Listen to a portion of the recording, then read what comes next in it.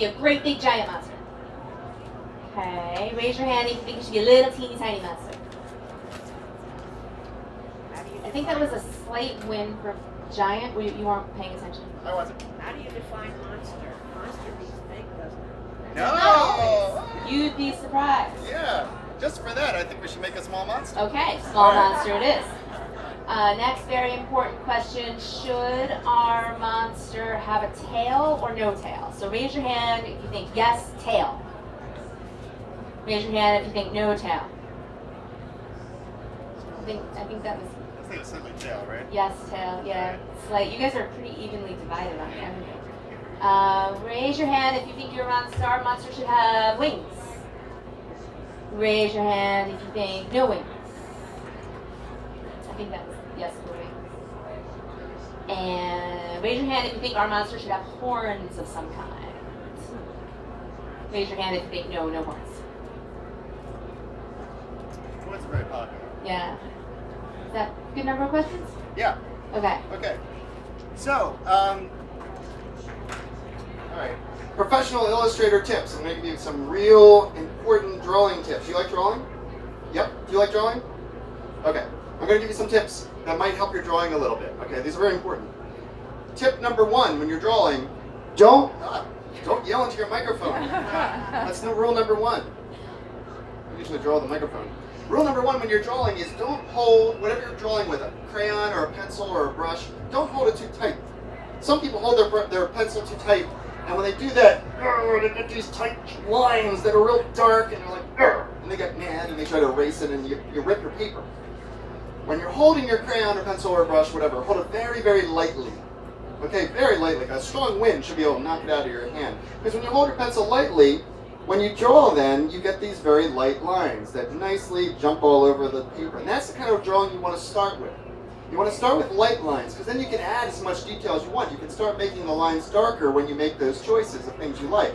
But when you start out, do these light lines, because it'll make your drawing have that life that we're looking for. Okay, that's 1. 2, write this down. 2, when you draw something, it helps sometimes to think about not what you're drawing, like this person's face or something like that, but think about it in terms of what shape it is. You know, no matter what you're drawing, think about, that looks like this kind of shape. You can look at a person's face, don't get caught up on what their nose looks like. Start with, it's kind of an egg shape of a head. You know? Or if you're drawing a truck, think about, hey, it looks kind of like a rectangle with some circles. So think about shapes when you start drawing. Okay, so we got a small-tailed, winged, horned monster. So I'm going to take a pencil, I'm going to hold it very lightly, I'm going to start drawing. I'm going to start with the shape. I usually kind of start with kind of circly shapes, because you can do almost anything with these circly shapes.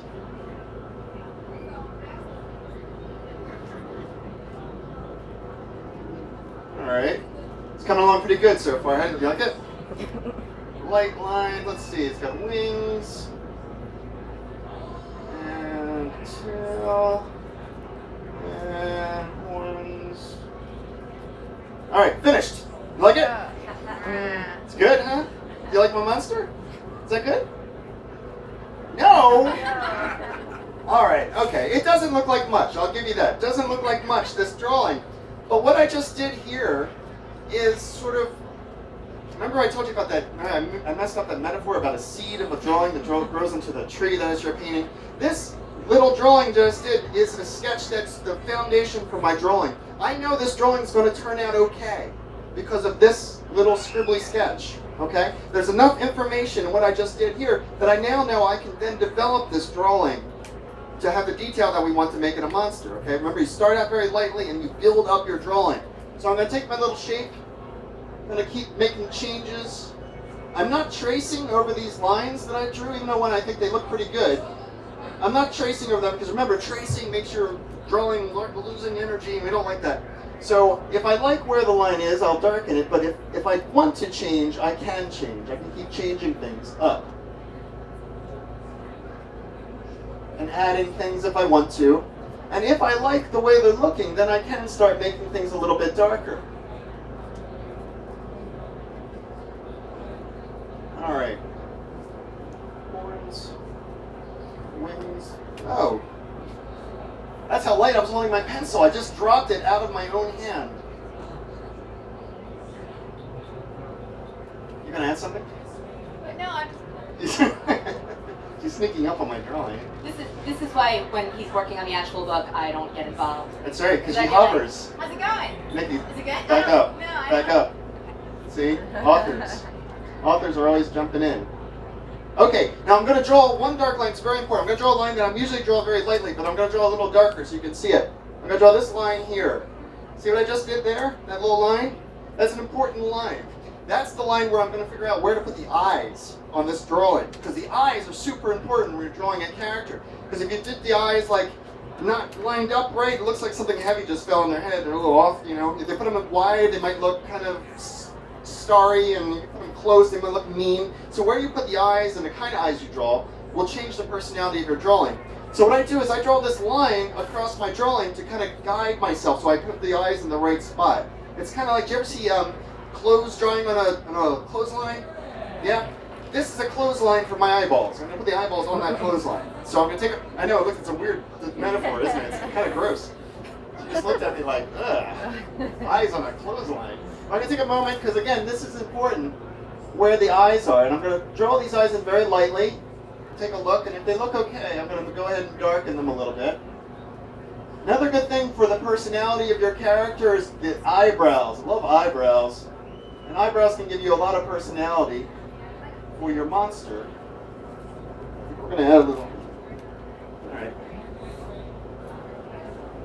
Now at this point, the drawing's starting to look fine, and I can add detail. I can add color, I can add heat, I can add anything I wanted. Thank you. You guys are great. See that? She got a pencil right away. Alright, now he's starting to look pretty good. Now remember, we had a naysayer in our audience. I don't want to single you out, but he said monsters can't be small. But this one's going to be small. But right now, he's taking up a good portion of the page, so he's kind of big. Here's another trick for you about an illustrator. If you want to draw something big or draw something small, draw something next to it that you know is either big or small, and then make it bigger or smaller, because that will set the proportion, it's called, of your character. So, this guy's supposed to be small.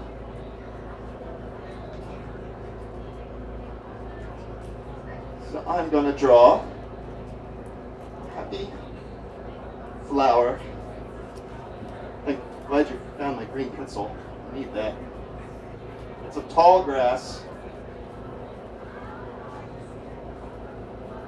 Because now my monster next to a flower that's that big looks kind of tiny. And you could add little things like little wing motion things. These are fun, these little lines around stuff that makes it look like the wings are flapping. And now, how's he look? Where's my friend here? Where's my friend who didn't take a look at? How's it look now?